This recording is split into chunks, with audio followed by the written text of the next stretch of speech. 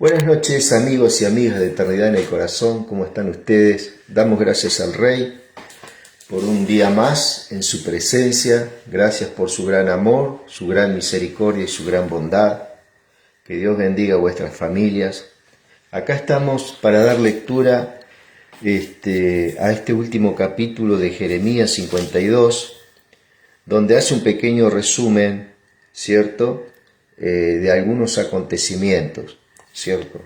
Damos gloria y alabanzas al Señor, ¿sí? Damos gracias a Jesús por todas las cosas que Él está haciendo, por su intervención en nuestras vidas, y bueno, creyendo verdaderamente que Él está haciendo cosas extraordinarias en cada instante, ¿eh? Damos gracias al Rey de que este Cristo fue predicado desde el principio de los tiempos, ¿cierto? Este Señor fue predicado desde los principios de los tiempos. Cuando vemos, por ejemplo, por allá por Génesis 3:15, donde habla de la simiente del hombre y de la simiente de la mujer y la simiente de la serpiente, y la lucha que se iba a dar, ¿cierto? A través de los tiempos, donde hay algunas características que Dios habla que va a ser una guerra, lógicamente a muerte, donde la luz, ¿cierto?, de Dios siempre vencerá, siempre va a vencer, y que hay un diseño, hay un plan a través de los tiempos que se va a dar lugar para estas cosas, ¿no? Podemos ver por allá Job también, que habla de Jesús, ¿cierto?, donde dice: yo sé que mi Redentor vive y al fin del polvo se levantará. También podemos ver, Moisés habló por allá, por el Éxodo: y Dios le levantará profeta como a mí, a él oiréis. También por allá por San Juan habla que Abraham vio mi día y se gozó. Eso está por allá por San Juan 8. Y así la mayoría de los patriarcas, jueces, sacerdotes, profetas, profetizaron y hablaron de esta gracia y de esta justicia que salía, ¿cierto? Es una justicia perfecta, ¿cierto?, a través de los tiempos, y hoy es lo que alumbra nuestros ojos para entender estas cosas. Hay algunos, por ejemplo, pasajes. Vamos a hacer algo muy rápido para ver un poquito el contexto de lo que estamos hablando. Vamos a Lucas 16, verso 27, cuando Lázaro estaba allá en el Seol. Dice que estaba atormentado en esa llama. Hace una expresión,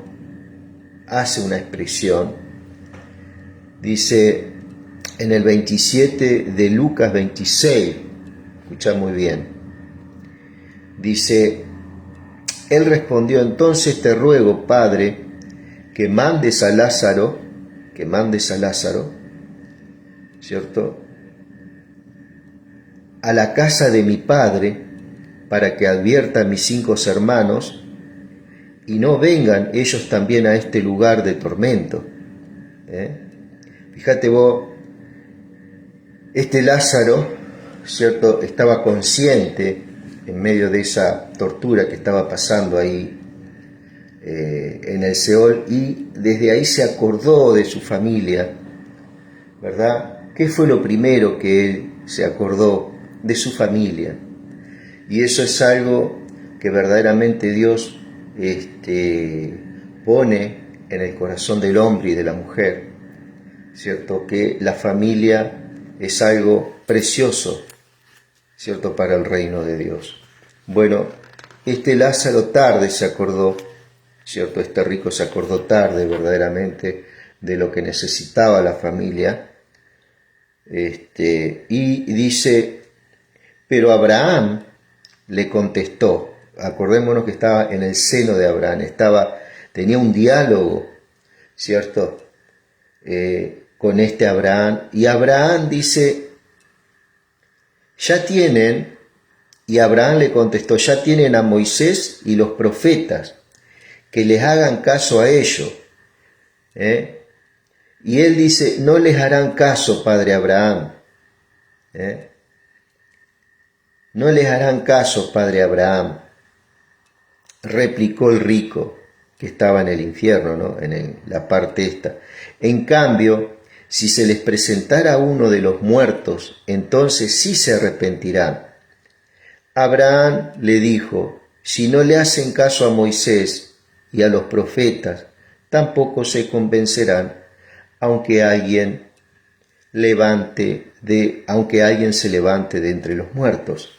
¿Cierto? Acá podemos ver, amado, cómo verdaderamente el atesorar la palabra en nuestros corazones es lo que nos va a dar esa convicción en cuanto a la certeza en Cristo Jesús.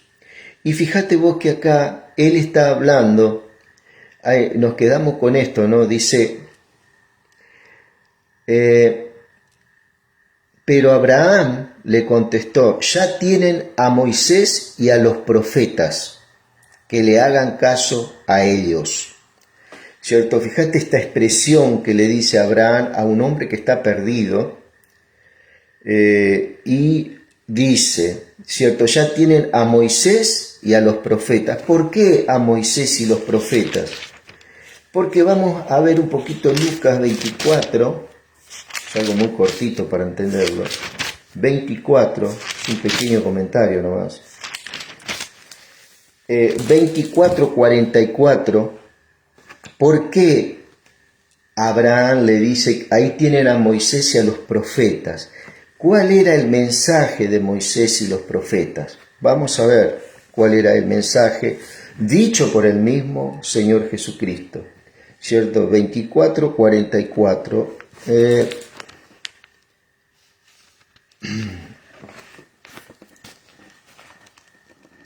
24:44 dice,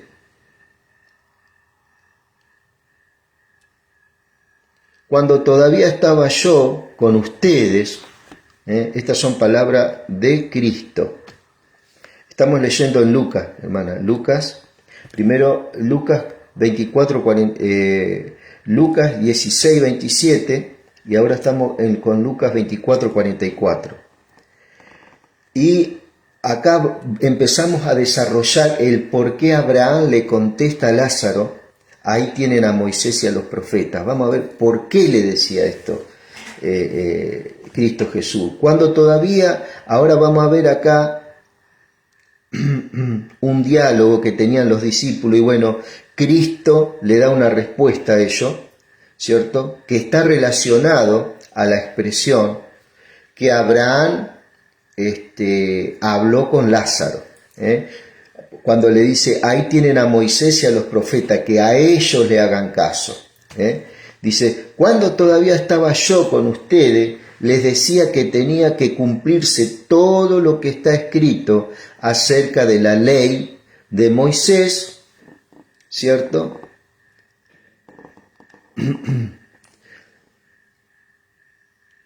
Todo lo que está escrito acerca de mí. Fíjate vos qué importante. ¿Qué es lo que se escribía en la ley y en los profetas? ¿A quién se predicaban? Y vos me podés decir, bueno, la ley de Moisés. No, eso era una parte, ¿cierto? Que se le habló al pueblo hebreo para llevar adelante, ¿cierto?, la adoración al Padre. Pero en este caso, el tema central del Génesis al Apocalipsis es Cristo Jesús, ¿cierto? Por eso decíamos en un principio, a Adán se le predicó a Cristo. Cuando cae, ¿cierto? En el jardín de Edén, se le predica a Cristo.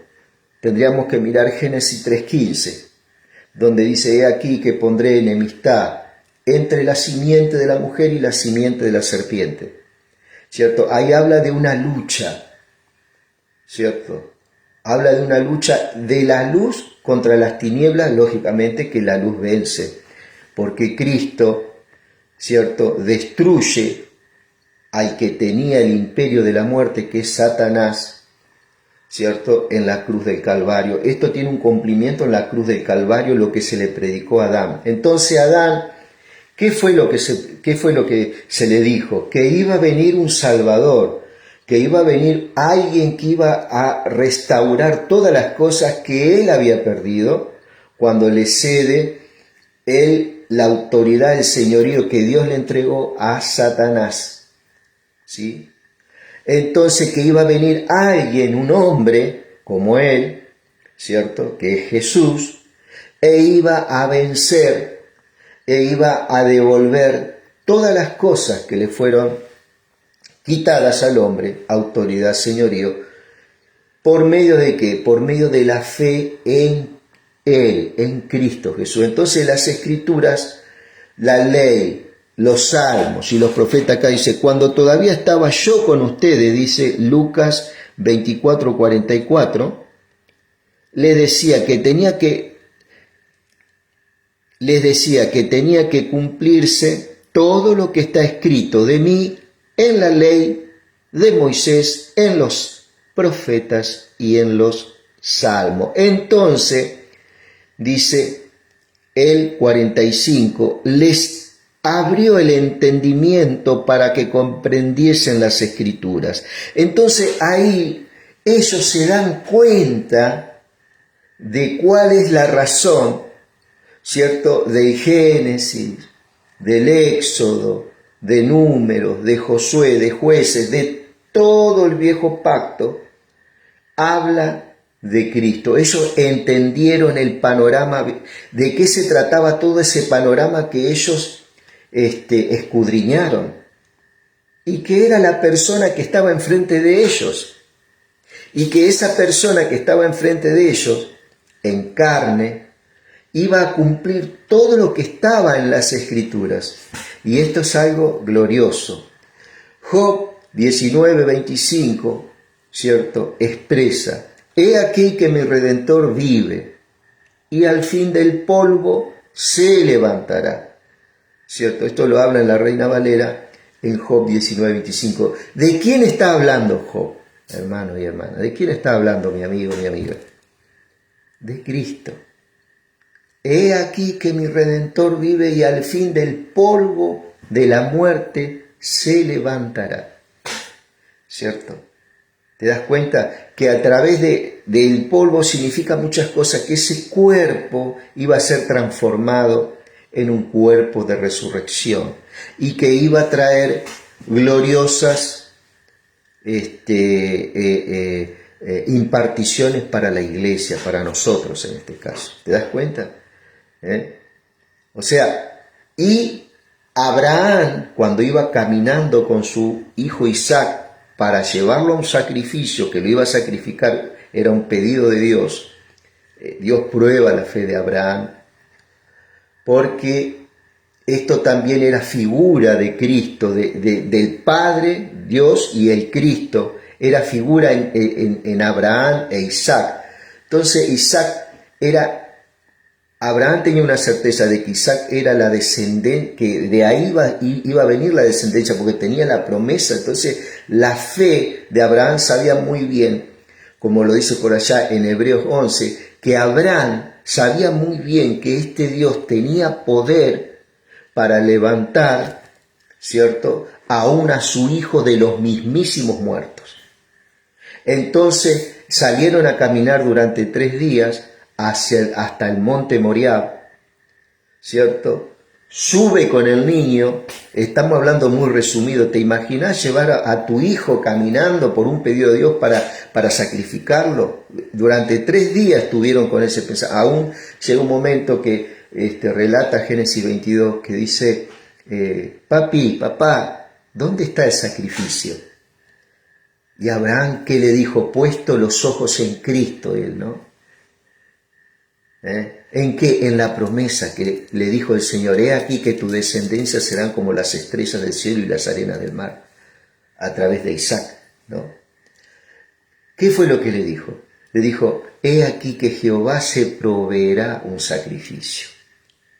Jehová proveerá. Entonces llegan al monte, lo atan al niño, lo ponen en el lugar preparado, y en el momento que él iba a matarlo con el cuchillo, porque él sabía ¿qué sabía? Que él, si vivía, era por Cristo, y si moría, si vivía o si moría, era para Dios, y que Dios era tan poderoso para levantar a ese hijo de los mismísimos muertos, porque él sabía que ese Dios no iba a incumplir la promesa que le dijo a él, que de ese hijo Isaac iban a salir como las estrellas del cielo y la arena del mar. ¿Te das cuenta? ¿Cierto? Y dice que en el momento que lo iba a sacrificar a ese hijo, ¿cierto? Apareció un cordero al costado, ¿cierto?, del lugar del sacrificio, respondiendo la oración, ¿cierto?, de Abraham, de que Dios se iba a proveer de un sacrificio. ¿Y eso de qué está hablando cuando dice se va a proveer del sacrificio? Está hablando un lenguaje eterno, porque esa oración que hace Abraham, el padre de la fe, como muchos dicen, ¿cierto?, estaba hablando de un sacrificio que iba a venir en el futuro. ¿Te das cuenta? Eso es cuando está siendo movido por Dios, ¿cierto? Entonces esto es algo precioso. Aún dice que Abraham, en San Juan 8, después hay que ver bien el versículo, eso se lo dejo para que lo investiguen ustedes. En San Juan 8, Jesucristo dice: Abraham vio mi día y se alegró. Abraham dice que vio el tiempo de este Jesús. Dice que Dios le mostró que iba a venir un hombre, ¿cierto?, a salvar. ¿Te das cuenta? El poder, la soberanía de Dios a través de la historia y sobre toda la raza humana. Y cuando vos empezás a ver la palabra, ¿cierto?, esto no es para gente especial, esto es para gente común, como nosotros. Acá no es necesario tener grandes títulos para entender su verdad, ¿cierto? Ahí justo está mirando un gran amigo también, Eduardo Rubilar, que yo aprendí muchísimo de su madre. Una mujer de gran sabiduría me enseñó, la conocí, tuve el gran honor de poder charlar con ella de las cosas del Señor.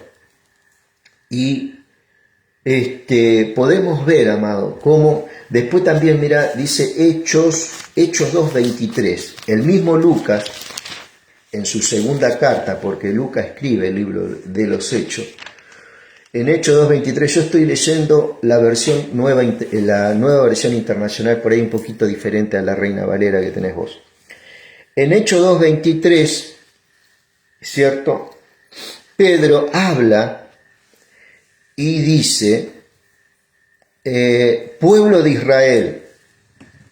Israel, escuchen esto.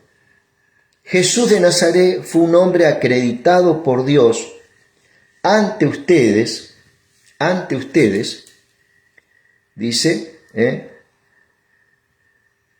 con milagros, señales y prodigios, los cuales realizó Dios entre ustedes por medio de él, ¿cierto? Como bien lo saben.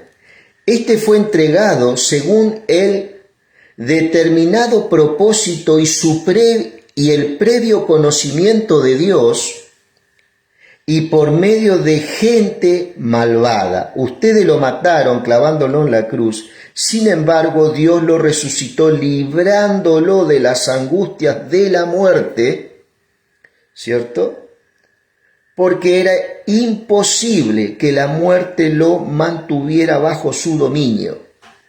Ese es el dominio que tiene un hijo de Dios. la muerte no puede destruir. ¿Por qué? Porque la vida eterna que Dios te impartió absorbe la muerte eterna, absorbió la muerte eterna, ¿cierto? Por eso dice Pablo, todo lo mortal sea absorbido por la vida,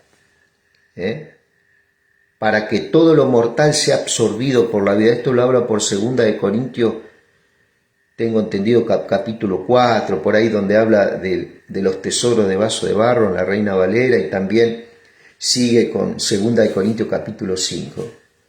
Y te das cuenta vos, el lenguaje que Dios usa en sus cartas para la iglesia es muy claro. ¿Por qué? Porque a Pablo se le reveló el misterio de los siglos, que en el viejo pacto no estaba revelado. Esa es la gran diferencia que hay, ¿no? Y es lo que nosotros hoy disfrutamos, ¿cierto? Acá dice, este fue entregado según el determinado propósito y el previo conocimiento de Dios y por medio de gente malvada, O sea, hubo un plan de Dios, y ese plan de Dios se lo mostró a su gente, a sus hombres. Se lo mostró a Moisés, se lo mostró a Josué también. En muchas batallas Josué se le presentaba un ángel con una espada desenvainada, y Josué en una oportunidad le preguntó, ¿tú quién eres? ¿Estás de parte de nosotros o en contra de nosotros? ¿Cierto? Dice que se le arrodilló y dice que adoró. Este ángel es una teofanía de Cristo, o sea, es una aparición de Cristo a este patriarca Josué. Y así como en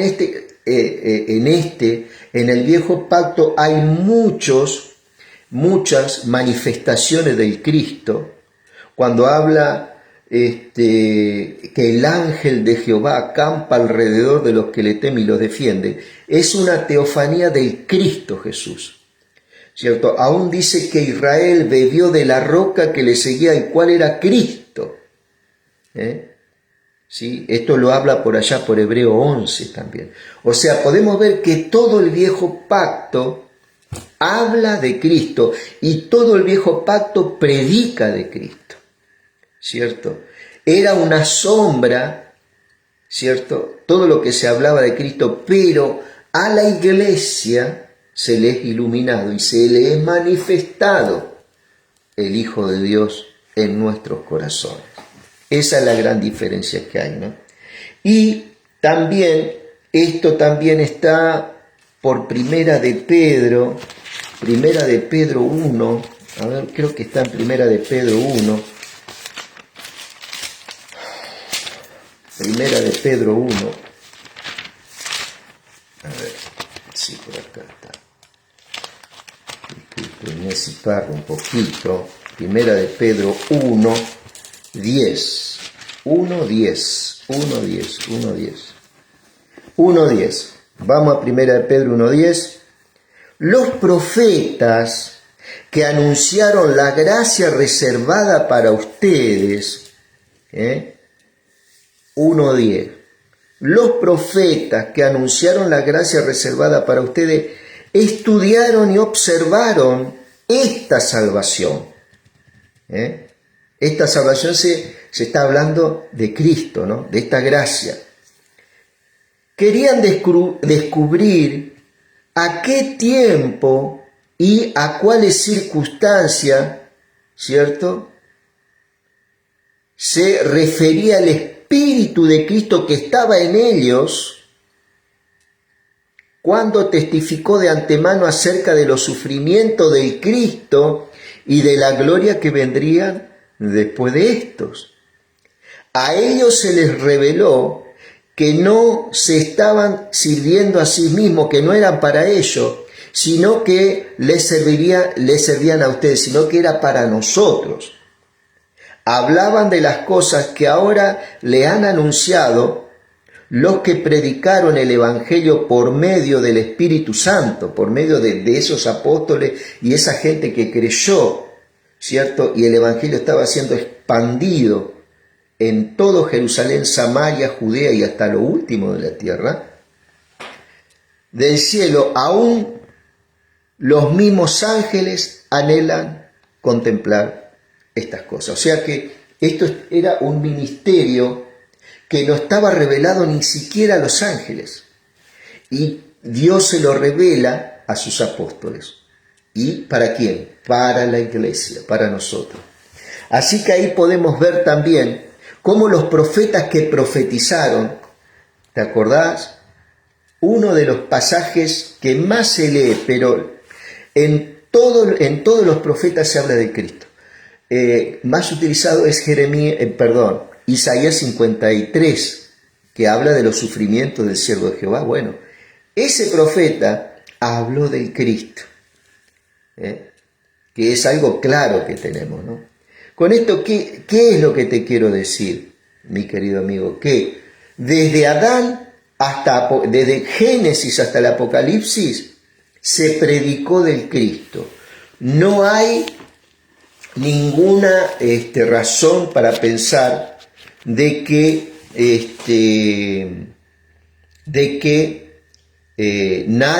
a nadie se le predicó el Evangelio. ¿Sí? Salió el mensaje de salvación desde los albores de la humanidad. Y eso es poderoso y es importante para nuestra vida. No necesitamos ser grandes eruditos para entender estas cosas. Por eso yo te invito a que vos tengas una lectura personal, y tengas un devocional personal también, donde vos puedas tener una lectura, una meditación a la palabra y una oración en tu hogar, en una hora determinada del día, ¿cierto? Porque hay, entre otras cosas, hay una gran promesa. Dice que si buscamos primeramente el reino de los cielos y su justicia, lo demás vendrá por añadidura. Todo lo demás, todo. Él sabe de nuestras necesidades, ¿cierto? Eso es importante, ¿por qué? Porque vos vas a crecer en plenitud y vas a crecer también, ¿cierto? Con una paz, aún en medio de circunstancias difíciles en nuestras vidas. Y vas a ser como Abraham, que caminó con ese hijo sabiendo que lo tenía que sacrificar, pero también tenía una lucha en su interior seguramente, pero tenía una certeza que era más grande que esa lucha, que ese Dios le había prometido que de ese hijo iban a salir como las estrellas del cielo y la arena del mar, multitudes, ¿cierto? Y así como grandes personajes de la Biblia, Job, ¿cierto?, estando psicológicamente destruido, con sarna, con llaga, siendo una vergüenza, ¿cierto?, siendo el hombre más rico de la región, de golpe y porrazo se ve, ¿cierto?, con un montón de necesidades. Y muchos, ¿cierto?, que leen Job no pueden creer que ese personaje haya existido, ¿cierto?, por todo el grado de sufrimiento que pasó. Cuando vos empezás a mirar Job, todas las cosas que le aconteció, te imaginás psicológicamente una persona totalmente destruida. Sin embargo, Dios, en medio de sus angustias, Él dijo en Job 19:25, yo sé que mi Redentor vive y al fin del polvo se levantará. ¿Cierto? Ese Redentor Jesucristo hoy habita nuestras vidas, está dentro de nosotros, dentro tuyo, si vos crees este mensaje. Y Él también, así como vos lo habitás a Él, vos haces habitación también en Él. Él es tu templo, ¿cierto? O sea, vos te movés en Él constantemente, donde vos quieras que ande, te movés en Él, ¿cierto? Porque dice que Él es la iglesia, dice que es la plenitud de aquel que todo lo llena en todo, ¿cierto? Esto no es una fe por si las dudas, esto es una fe que tiene una mirada. Esto no es como te dicen, vos tenés que tener fe y tenés que tener una obediencia ciega. Ojo con esas cosas. Eso es brujería, eso es santería, eso es umbanda, macum. No. Esta fe tiene una certeza y tiene una mirada. Puestos los ojos en Cristo Jesús, el autor y el consumador de la fe. Y aquel que empezó la obra, la perfeccionará hasta el día del Cristo. ¿Esa obra quién es? Sos vos, ¿cierto? Eso es muy importante. En una sociedad que hoy tenemos que conformar a todos, ¿cierto? Es muy difícil conformar a todos, ¿no? Pero Cristo, ¿cierto?, tiene un diseño y tiene una obra, que sos vos, la cual conoce y está comprometido de una forma muy íntima con tu vida, que si vos le abrís el corazón en este tiempo, ¿cierto?, vas a ver la gran diferencia en cuanto a tu carácter y a tu crecimiento como persona. Aún se te va a cambiar la salud física, la salud mental, ¿cierto? Y, como decía Pedro, lo más asombroso, que él hizo milagros, prodigios, maravillas, y sin embargo, el pueblo lo rechazó y lo mató en la cruz del Calvario. Por eso los milagros están bien, son importantes, te pueden solucionar físicamente. Aún Lázaro resucitó, pero después murió otra vez. ¿Sí? Físicamente estamos hablando, ¿no? Pero lo más importante que los milagros, los prodigios y las maravillas, es Cristo. Es el Dios de los milagros, ¿cierto? Y si está en su voluntad, Él lo va a hacer. En eso tenés que descansar, ¿cierto? Vos, si vivís, vivís para Cristo. Y si morís, te vas con Cristo. Eso no hay escapatoria. Y esa es la paz y la tranquilidad que vos podés tener, ¿cierto? Eso es muy importante que lo sepas. Hasta aquí este pequeño comentario, ¿cierto?, de este Cristo. Yo quería leer y terminar Jeremías, el libro de Jeremías, ya terminarlo, y posiblemente voy a ver si podemos empezar a leer algún otro profeta, que lo estoy viendo, ¿cierto? Que lo estoy viendo. Acá vamos a cambiar totalmente de tema, ¿cierto? Último capítulo de Jeremías, ¿cierto? Y vamos a ver un poquito acá, dice Jeremías 52. Jeremías 52. Sedequías tenía 21 años cuando ascendió al trono y reinó en Jerusalén 11 años. Su madre se llamaba Hamutal, hija de Jeremías, ¿cierto? No del profeta, sino de otro Jeremías. Oriunda de Libna, ¿sí? Oriunda de Libna, al igual que Joacim, Sedequías hizo lo que ofende al Señor, a tal grado que el Señor, en su ira, los echó de su presencia. Todo esto sucedió en Jerusalén y en Judá. Esto que estamos hablando acá es un pequeño resumen de todo Jeremías, ¿cierto? Y tanto Joacim como Jeremías eran hermanos, eran hijos de distintas madres, hijos de Josías, ¿cierto? También un rey que trajo grandes reformas en su momento, ¿cierto? En su ira los echó de su presencia. Todo esto sucedió en Jerusalén y en Judá. Sedequías se rebeló contra el rey de Babilonia en el año 9 del 24 del reinado de Sedequías. A los 10 días del mes 10, Nabucodonosor, rey de Babilonia, ¿cierto?, marchó con todo su ejército y atacó Jerusalén, acampó frente a la ciudad y construyó una rampa de asalto a su alrededor. La ciudad estuvo sitiada hasta el año 10 del reinado de Sedequías. O sea, 2 años estuvo sitiada la ciudad. A los 9 días del mes cuarto, cuando el hambre se agravó en la ciudad y no había más alimento para el pueblo, se abrió una brecha en el muro de la ciudad, de modo que que aunque los babilonios la tenían cercada, todo el ejército, dice, se escapó. O sea, el ejército que tenía que defender a esa ciudad se escapa. Son los primeros que abandonan y dejan toda una ciudad indefensa. O sea, el sitio que estaba haciendo Babilonia, ¿cierto?, estaba surtiendo efecto después de 2 años, sin mover un arma.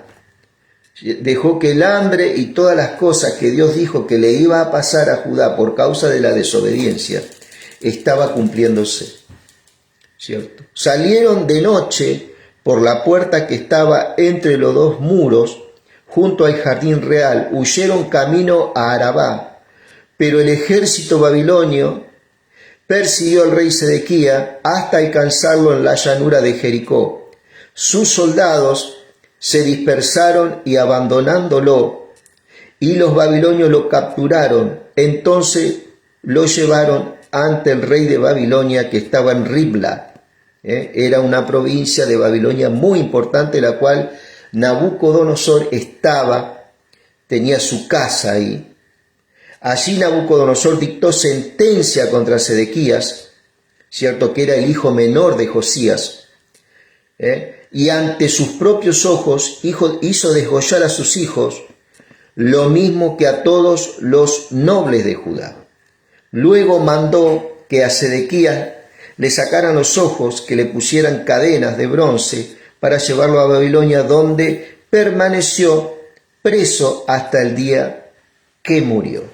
Acá podemos ver una sentencia que hace Babilonia, ¿cierto? Todo esto permitido también en ese tiempo con el Señor, porque este rey, en lugar de ir a Babilonia junto con los exiliados, en el cual Dios preparó un lugar en Babilonia para que vivieran, que plantaran viñas, hicieran casa, eso se registra en Jeremías capítulo 29.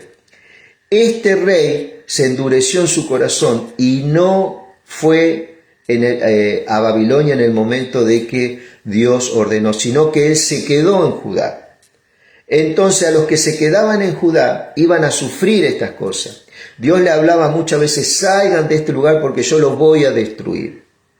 Muchas veces el Señor mandaba a Jeremías: los voy a destruir. ¿Cuál era la causa de que Dios quería destruir esta tierra, esta nación? Porque se habían ido a la idolatría, pero no una idolatría como la que conocemos nosotros, tal vez en adoración a alguna estatua o alguna cosa. Esta gente adoraban dioses en los cuales sacrificaban sus niños. Esto está registrado en la historia también. Sacrificaban niños a un dios llamado Moloch. Niños recién nacidos eran sacrificados. Si el matrimonio no tenía niños y era un matrimonio pudiente, le compraba niños a personas no pudientes para que sean sacrificados a este Dios, ¿cierto? Para que este Dios le diera prosperidad, victoria en la guerra. O sea, habían dejado de confiar en Dios, un Dios que no le pedía ningún tipo de sacrificio en este sentido.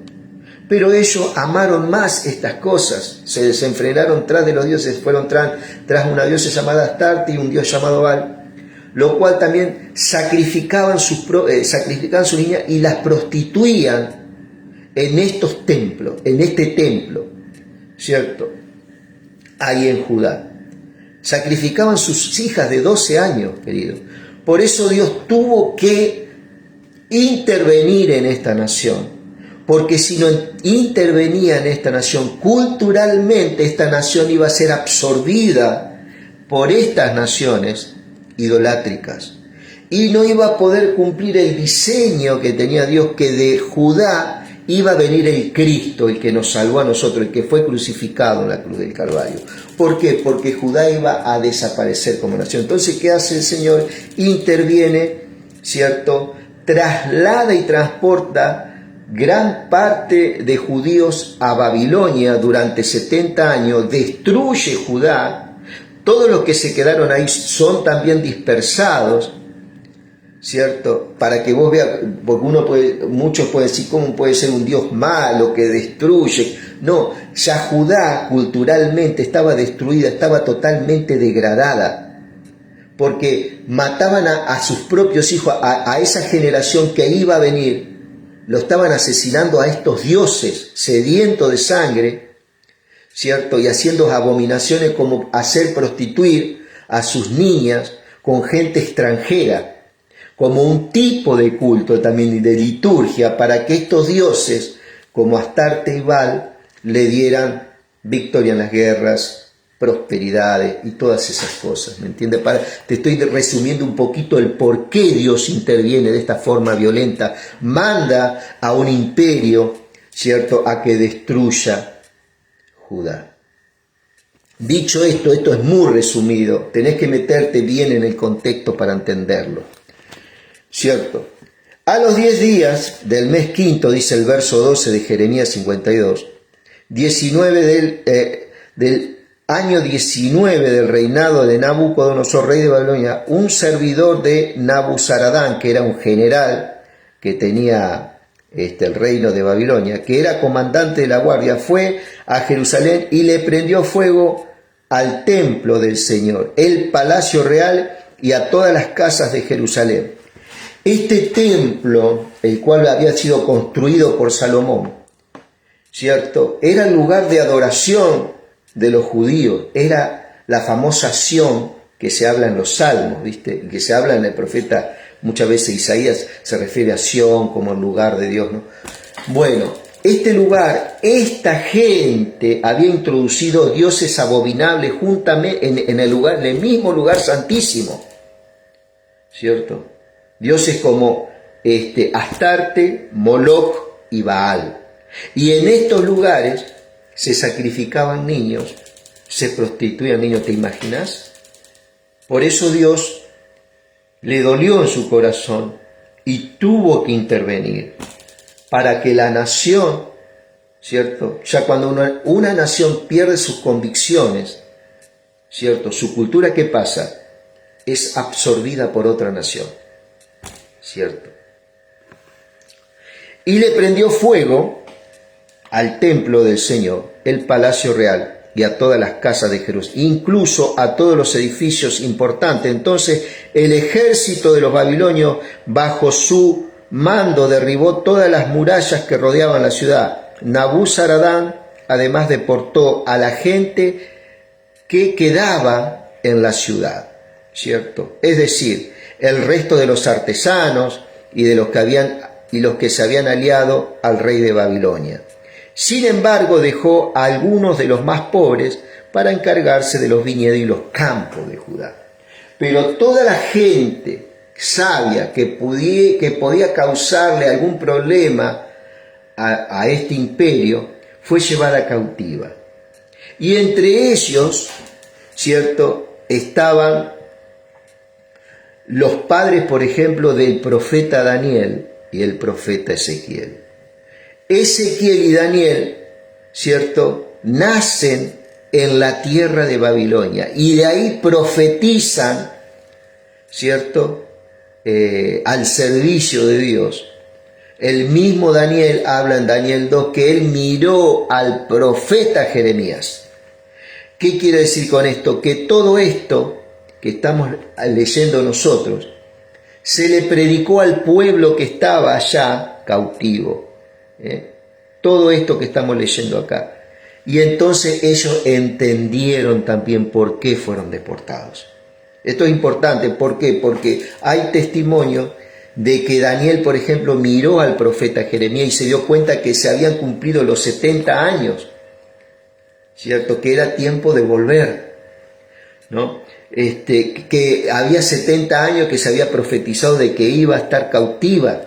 Entonces también Daniel, que vino después de Jeremías, ¿cierto?, también fue un profeta que alumbró a los judíos que fueron llevados cautivos, y Ezequiel también, ¿sí? Sin embargo, dejó a algunos de los pobres para que se encargaran de los viñedos y de los campos.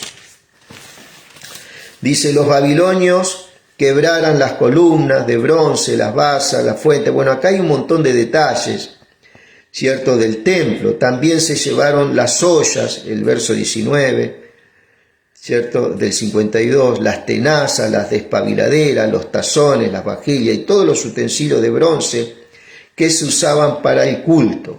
Además, el comandante de la guardia se apoderó de las palanganas, de los incensarios, bueno, todo lo referente al templo, ¿no? Eso después léelo vos tranquilo.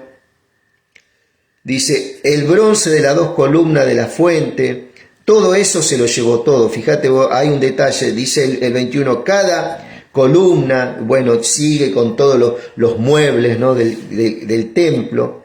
De cada columna prendían 96 granadas y las granadas que estaban alrededor de la red eran 100 en total. Esto lo habla en el versículo 23. Y después el comandante, el 24 de la guardia del capítulo 52, como tomó preso a Seraías, sacerdote principal, a Sofonías, sacerdote de segundo rango, y a 3 de los porteros que estaban en el templo, ¿no? De los que quedaban en la ciudad, apresó al oficial encargado de las tropas, a 7 de los servidores personales del rey, al cronista principal del ejército, encargado de reclutar soldados entre el pueblo, y a 60 ciudadanos que todavía estaban dentro de la ciudad, ¿cierto? Después de apresarlos, Nabuzaradán, comandante de la guardia, se los llevó al rey de Babilonia, que estaba en Ribla. Allí, el territorio de Hamat, el rey los hizo ejecutar, porque no le habían hecho caso en el momento de que tenían que ir a Babilonia, sino que ellos se rebelaron, se quedaron ahí. Así Judá fue desterrado y llevado cautivo. Este es el número de personas desterradas por Nabucodonosor. En el año 7 de su reinado, 3023 judíos. En el año 18, 9 años después, 11 años después, ¿cierto?, de su reinado, 800 personas, 832 personas de Jerusalén. En el año 23, 5 años después de su reinado, Nabuzaradán, el capitán de la Guardia Real, desterró a 745 judíos. Todos esos se iban sumando, ¿no? En total fueron desterradas 4.600 personas, ¿cierto? Ese fue el remanente que fue llevado a Babilonia, que después de ahí de Babilonia volvieron otra vez después de esos 70 años. Ese cumplimiento lo vas a ver en Nehemías, Esdras, Sofonías, Ageo, ¿cierto? Y terminando ya esto, en el día 27 del mes 12º del año 37 del exilio de Joaquín, rey de Judá, Evil-Merodach, ¿cierto? Que acá está hablando de otro tiempo. Este Evil-Merodach era hijo de Nabucodonosor. Y este Joacín era hermano mayor de Sedequías, que también fue rey en un tiempo. Rey de Babilonia, en el año 1 de su reinado, indultó a Joaquín, lo sacó de la cárcel, lo trató amablemente y le dio una posición más alta que la de los otros reyes que estaban con él en Babilonia. Joaquín dejó su ropa de prisionero y por el resto de su vida comió en la mesa del rey. Además, durante toda su vida, hasta el día de su muerte, Joaquín gozó de una pensión diaria que le proveía el rey de Babilonia, ¿sí? Dice que lo exaltó más que a los otros reyes. ¿Por qué? Porque en el reinado de Babilonia, en el imperio de Babilonia, Babilonia llevó cautivo muchas naciones. Entre ellos estaban Egipto, Moab, Amón, Elam, Siria, entre otras, ¿cierto? Entonces, para entender cómo él exalta este Evil-Merodach, estuvo 2 años en el gobierno, después sufre la invasión también del gobierno medo-persa, ¿cierto? Esto profetizado en Daniel 12 en la estatua esa de que tiene sueño Nabucodonosor, ¿no? Y después también hay un sueño que tiene Nabucodonosor de las 4 bestias, que está hablando de 4 imperios, ¿cierto? Que iban a ser muy significativos en la historia del hombre, ¿cierto? Que es el imperio babilónico, el imperio medo-persa, el imperio griego, ¿cierto? Que eso lo estudiamos en la escuela, y el imperio romano, ¿cierto?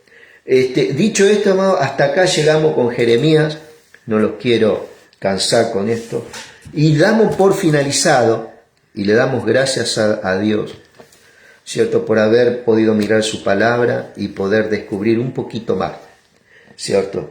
Y bueno, que el Espíritu Santo nos esté dando iluminaciones, ¿cierto? Para poder gozarnos y poder ver, ¿cierto? La mano de Dios a través de la historia del hombre, ¿cierto? Y cómo Él es el dueño de la geopolítica de todos los tiempos en el mundo, ¿sí? Mi querido amigo, este es el dueño de tu vida y el dueño de tu corazón y el que te habita. Es el que creó los cielos, la tierra, las estrellas y todo, el mar, todo lo que vos ves. Esa persona habita en tu corazón. Es un misterio en el espíritu, ¿no? Pero es algo que verdaderamente nos hace sentir algo especial en estos tiempos. Mi querido amigo y amiga, ya veremos qué es lo que Dios nos indica y qué seguiremos, qué libro de la Biblia seguiremos. Es muy importante poder leer todos los libros completos para poder tener un panorama un poquito más ordenado, ¿cierto? Y entender el pensamiento de aquel que escribió la Biblia, ¿cierto? Que es el Señor. Que Dios te bendiga.